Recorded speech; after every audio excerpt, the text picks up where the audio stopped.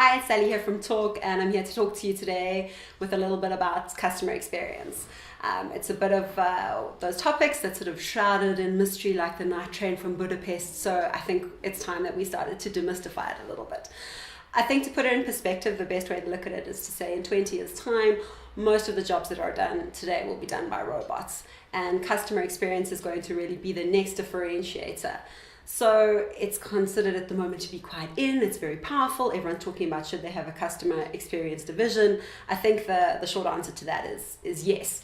So if I can get into why I think that, if you think about the best meal that you've ever had, I bet that you can tell me who you had it with, where you had it, what you ate, what music was playing, how it felt, but I bet you don't know what it cost, because experience trumps cost every single time. Brands like Kalula and Woolworths have known this and have been doing this for years. And they've really taken to embracing the philosophy of a customer-led environment, which has led to having this phenomenal customer experience.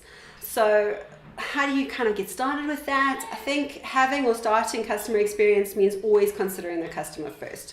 So you need to consider around that as the power shift. You need to be, the customer needs to be more selective about which brands they want to engage with. They are basically using their data like a currency now. It's really the only thing that the customer has left that's uniquely their own.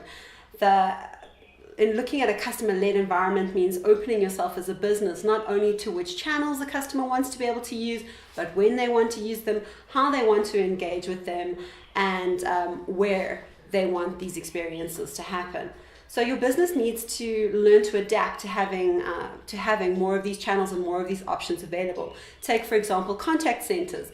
I don't want to be phoned by an actual person during business hours. It's not convenient to me. It's not something that I want to engage with. If you want to talk to me about the warranty plan of my vehicle, a great time to engage with me is when I'm actually in my car. So between 7 and 8 in the morning or after hours. By limiting yourselves to only the office hours and only being able to speak to a person, not being able to engage with like a bot or over WhatsApp, is really limiting the options for me to engage with the contact center. Also, another frustration we often hear is that then the contact center is not allowed to email. They cannot send me the data to review in my own time. This leads me to becoming frustrated and rather terminating the call than actually engaging with the brand and looking at their offering. This is obviously just an example, but it's something that I personally find quite frustrating.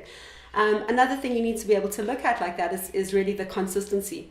Whether your customer is engaging with you on WhatsApp, on an online bot, on your website, on social media, via email, or actually in person in store, their experience needs to be consistent with the brand throughout all of those channels. And I understand that that's very difficult to do, but it is something that is now an expected and a given. And really your business needs to change to be geared towards that. So I think if you're looking at that, are you not maybe thinking to yourself, well, isn't that CRM or customer relationship management? It's actually considered these days to be CEM, which is customer experience management. And that is really considering the perspective of your customer first in everything. Again, your website, your emails, your in-store, what would the customer like to experience? Your CRM or your customer relationship is what gives you the data to be able to provide better CEM. So CEM or customer experience management is really your CRM on steroids and is basically the wave of the future.